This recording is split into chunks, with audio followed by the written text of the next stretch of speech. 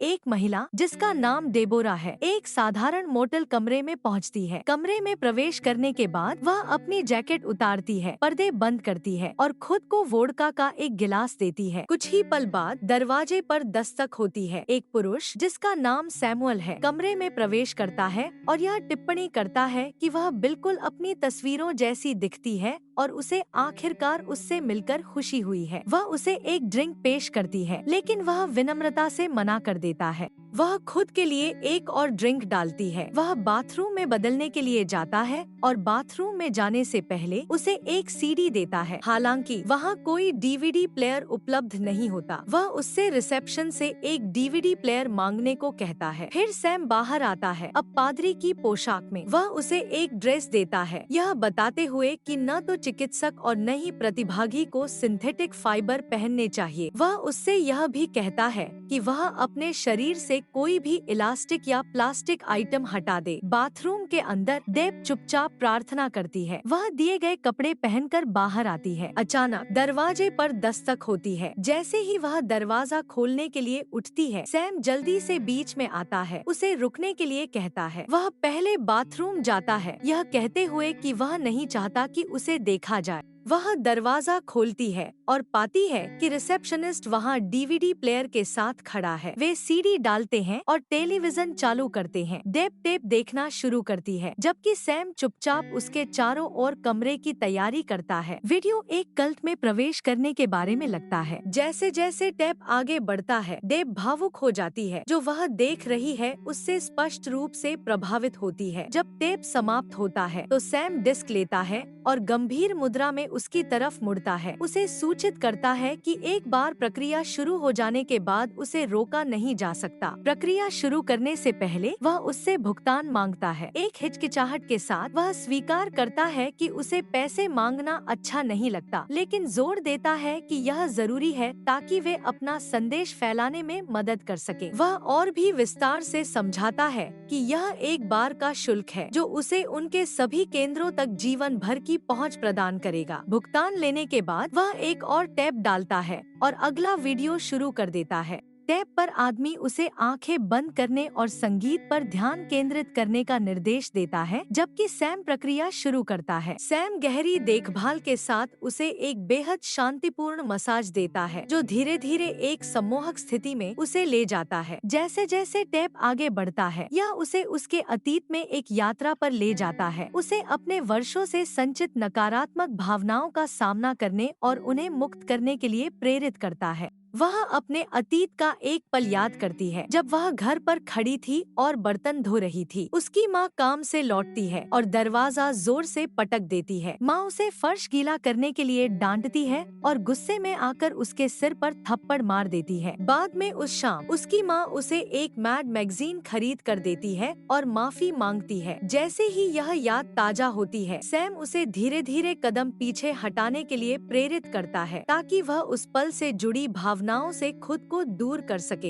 एक और याद उभरती है। वह कैफेटेरिया में अपनी दोस्तों के एक समूह के बीच में होती है, जहां सभी एक बेबीसिटिंग क्लब बनाने के विचार पर उत्साह से चर्चा कर रहे हैं। वह इसमें शामिल होना चाहती थी, लेकिन उसकी दोस्त टेमी उसे यह कहकर मना कर देती है कि वह नहीं जुड़ सकती क्योंकि वह शहर के गलत हिस्से में रहती है। उस पल में वह चुप रहती है, बस खड़ी रहती है और अपना खाना खाती रहती है। सैम उसे एक अलग याद खोजने के लिए प्रोत्साहित करता है। वे कुछ समय तक यह प्रक्रिया जारी रखते हैं, लेकिन यह प्रक्रिया अपेक्षित परिणाम नहीं दे रही होती। फिर सैम उसे किसी पारलौकिक घटना पर ध्यान केंद्रित करने का निर्देश देता है, कुछ ऐसा जो तर्क से परे हो। कुछ पल की सोच के बाद एक याद उभरती है। उसे एक जादूगर के साथ एक असहज अनुभव याद आता है। वह याद करती है कि वह स्कूल से घर वापस आ रही थी और उसके दोस्त हरमन ने उसे जंगल में चलने के लिए कहा था, यह वादा करते हुए कि वह उसे नौकांडू पक्षी दिखाएगा। कुछ नया देखने की लालसा में वह उसके साथ चली जाती है। जंगल के अंदर वे एक पुरानी जर्जर सी झोपड़ी के पास पहुंचते हैं, जिसकी दीवारों में छेद थे। यह अजीब दृश्य उसे बेचैन कर देता है, फिर भी वह वापस जाने की हिम्मत नहीं जुटा पाती। हरमन ने उसे समझाया कि झोपड़ी में जो छेद हैं, वे नौकांडू छेद हैं। उसने महसूस किया कि हवा में मक्खियां बस कर रही थी और झोपड़ी के चारों ओर सड़ती अंडों जैसी बदबू फैली हुई थी। एक असहजता का एहसास हुआ और उसे वहाँ से जाना चाहता था, लेकिन हरमन की जिद ने उसे वहाँ बनाए रखा। हरमन झोपड़ी के अंदर गया और अपनी हथेलियों से दीवार पर जोर से थपकियां मारने लगा, जिससे एक नियमित ध्वनि उठ रही थी। उसने कुछ अंदर हलचल होती देखी। फिर हरमन ने अपनी निजी अंगों को उन छेदों में से एक से बाहर निकाला और उसे टिकल करने को कहा, उसकी माँ की दी हुई सलाह याद करते हुए कि अगर कोई उसे इस तरह महसूस कराए तो उसे अपनी रक्षा करनी चाहिए। उसने एक पत्थर उठाया और हरमन के निजी अंग पर मार दिया। हरमन चीखा और वह जल्दी से उसी रास्ते से भाग गई जिससे वह आई थी।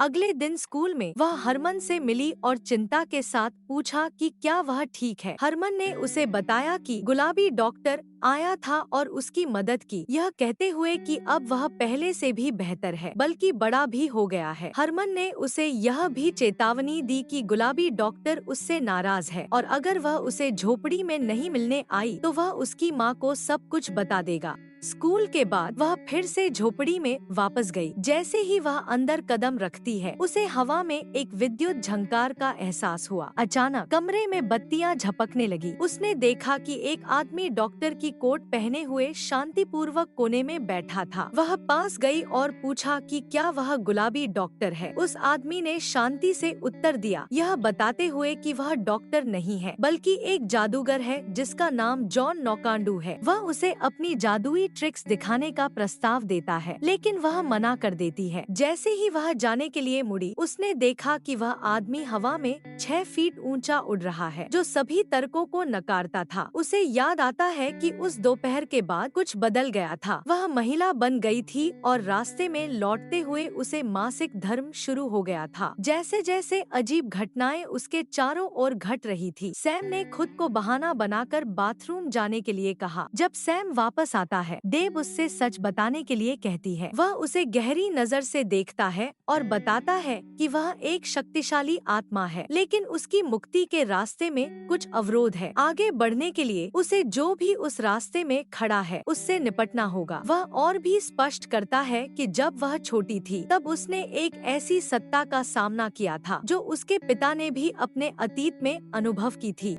वह सत्ता उसकी मुक्ति को रोकने का प्रयास करती है, यह चेतावनी देते हुए कि उसे अपने रास्ते में उपस्थित सभी अवरोधों को समाप्त करना होगा, तभी वह अगले स्तर पर चढ़ सकती है। सैम इस बात पर जोर देता है कि इस यात्रा में बहुत कम लोग इस तरह की स्थिति का सामना करते हैं। देब उलझन में पड़ जाती है और उसके लिए उसके शब्दों का मतलब समझ पाना मुश्किल हो जाता है। इसके जवाब में सैम एक और सीडी निकालता है और उसे चलाता है। सीडी पर पिता की आवाज सुनाई देती है, जो अधूरी सत्ता के बारे में विस्तार से बताती है। वह प्राणी जो केवल किसी की मुक्ति को रोकने के लिए मौजूद होते हैं और उनके अगले स्तर पर जाने की प्रक्रिया में रुकावट डालते हैं। सीडी पर यह समझाया जाता है कि कोई भी सचमुच यह नहीं समझता कि अधूरी सत्ता इस तरह से क्यों काम करती है। जब यह एक अवरोध स्थापित करती है तो यह व्यक्ति के नाक की गुहिका में बनी रहती है, जहां यह भौतिक रूप ग्रहण करती है, नियंत्रण स्थापित करती है और धीरे धीरे पीनियल ग्रंथि को कमजोर करती है। अवरोध को एक तरल थैली के रूप में वर्णित किया जाता है, जिसे किसी भी प्रशासक द्वारा आसानी से फोड़ा जा सकता है। यह प्रक्रिया दर्द रहित और संक्षिप्त होती है, जिसका उद्देश्य रास्ता साफ करना और व्यक्ति को अगले स्तर पर चढ़ने की अनुमति देना है। सैम एक उपकरण निकालता है और डेब से कहता है कि उसने वही प्रक्रिया पिता पर भी की थी। डेब हिचकिचाती है, इस प्रक्रिया को आगे बढ़ाने में संकोच करती है, लेकिन सैम उसे याद दिलाता है कि वे बीच में इसे रोक नहीं सकते, जैसा कि उसने पहले समझाया था। वह कहता है कि अगर वह अब रुकती है तो इसका उसका आत्मा पर अपरिवर्तनीय प्रभाव पड़ेगा। सैम उसे आश्वस्त करता है कि एक बार प्रक्रिया पूरी हो जाने के बाद वह आत्मा की सबसे शक्तिशाली स्थिति में होगी और अगले स्तर तक पहुंचने में सक्षम होगी। देब अनिच्छा से प्रक्रिया जारी रखने के लिए सहमत हो जाती है। वह बिस्तर पर लेट जाती है। सैम उपकरण पकड़ता है और आगे बढ़ने के लिए तैयार हो जाता है, लेकिन देब को असहजता महसूस होने लगती है। हताशा के एक पल में सैम अपनी आवाज ऊंची कर देता है, जिससे उसकी परेशानी और बढ़ जाती है। अभिभूत देब सहज प्रतिक्रिया करती है, जल्दी से उपकरण को खींचती है और सैम के निजी अंग पर वार करती है। एपिसोड सैम के दर्द से चीखने के साथ समाप्त होता है, जबकि देब नौकांडू चिल्लाती है। चैनल को लाइक और सब्सक्राइब करना ना भूले।